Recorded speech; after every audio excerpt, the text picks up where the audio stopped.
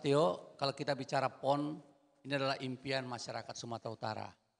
Karena PON ketiga tahun 1953 kita terakhir menjadi tuan rumah. Dan ketika almarhum Tengku Rizal Nurdin masih hidup, selalu saya ingatkan beliau, kenapa Sumatera Utara pada saat itu ketika saya menerima penghargaan pemuda pelopor tingkat nasional di Lampung, Lampung sudah memiliki stadion ya di Wai Halim dan lengkap dengan sarana dan prasarananya. Padahal Lampung masih tertinggal dengan Sumatera Utara pada saat itu. Artinya satu provinsi dikatakan satu provinsi yang maju, salah satu indikatornya olahraga, prestasi olahraga. Dan pada saat itu olahraga kita masih cukup baik. Saya tahun 2016 ketua pengurus gulat Sumatera Utara. Dan 2017 ketika di PON di Bandung dicanangkanlah rencana untuk siapa tuan rumah. Diadakanlah pendekatan-pendekatan lobi-lobi oleh gubernur pada saat itu, Tengku Eri Nuradi, mengumpulkan kita KONI dan seluruh induk olahraga, membicarakan bagaimana kesiapan Sumatera Utara. Akhirnya kita sepakat, kita beranikan diri kita. Karena apapun ceritanya, kita sebenarnya malu, miris. Riau tahun 2012, Kalimantan Timur sebelumnya, terakhir Papua. Ini menunjukkan Sumatera Utara ini kan sebenarnya kalau kita lihat Indonesia hari ini, Sumatera Utara ini kan miniaturnya Indonesia yang jelas. Ya. Sumber daya Sumatera Utara ini sangat hebat. Ini Pak Kaban juga tokoh nasional juga dari Sumatera Utara. Bang Saud juga dari Sumatera Utara. Sekarang Pak Luhut juga dari Sumatera Utara. Artinya Sumatera Utara bukan kekurangan resources. Jadi kalau kita lihat dan kemarin diputuskanlah. Dikumpulkanlah kita semua melihat venue-venue. Ternyata kita sangat kurang dengan venue-venue. Ya, sangat ketertinggalan jauh. Velodrome kita kurang, stadion mini kita kurang, sepak bola juga kita sisa teladan.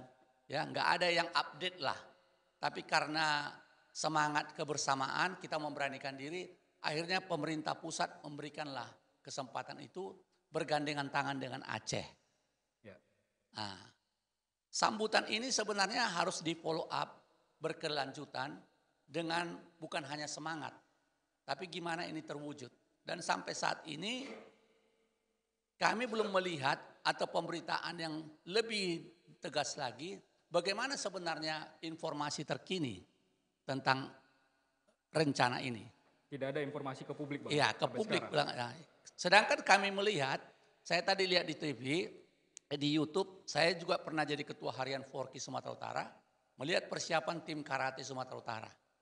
Artinya olahraganya sudah siap. Ya.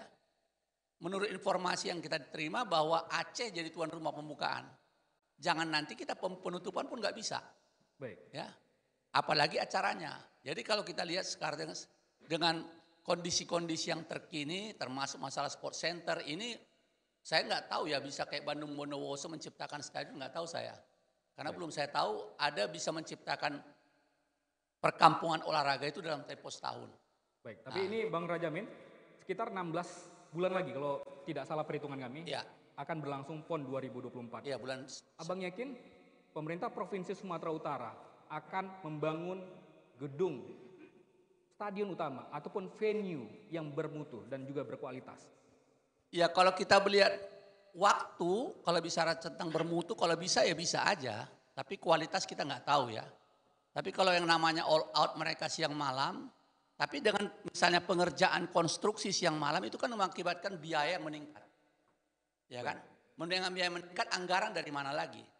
Ya, sedangkan waktu Covid kemarin dimundur. Menarik dan makin banyak kita tahu yang tidak tahu selama ini. Ya. Kemudian dari feasibility study, kemudian dari manfaat dan mudaratnya, dan ada kaitan dari Pak Ruroji tadi mengatakan ikroh, dari Pak Elias, Tias, ya. Tadi Pak Tias ini saya menarik, karena kita sebenarnya kita bicarakan orangnya nggak ada di sini. Baik. Ironis kan? Kalau kita pun misalnya mau menguliti, siapa mau kita kuliti? Tapi sudah kita undang, Bang. Artinya begini, kita harus gentleman agreement juga sebagai pemimpin. Kita harus berani ketika dikatakan di sini menimbang. Ya, berarti kan ditimbang dulu ini. kemudian meneliti, memutuskan. Ketika orang menandatangani, dia harus tahu konsekuensi daripada menandatangani. Dan dasar menandatangani tadi telah ditetapkan memberikan tempat letak di Desa Sena. Betul ya? Ya. Dasarnya adalah dari Perpres. Perpres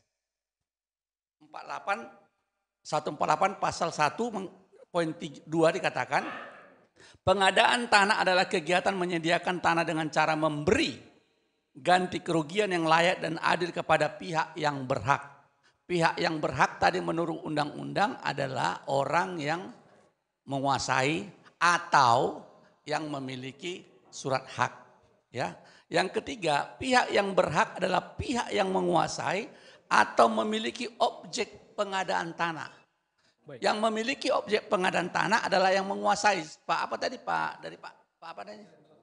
Yan Rosa Lubis. Yan Rosa Lubis. Jadi sebenarnya saya sudah pernah berbicara sama Kadispora melalui telepon. Bagaimana dengan ini? Dia janji mau ajak ketemu.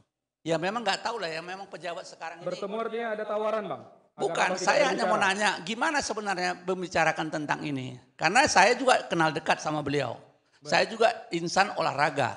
Saya memimpin tim karate tahun 2004 di Palembang. Dan semua itu sudah mangkrak, betul mangkrak. 2012 di Pekanbaru. Jadi saya kemarin diskusi sama Bang Saud. Ketika kita bilang sama Bang Saud, sebenarnya PON ini bukan kita suka atau tidak suka. Manfaatnya, kemudian dukungan akibat benefitnya kepada masyarakat dan kepada provinsi itu apa? Harus dikaji juga. Lebih baik dibuat di Jakarta aja nih.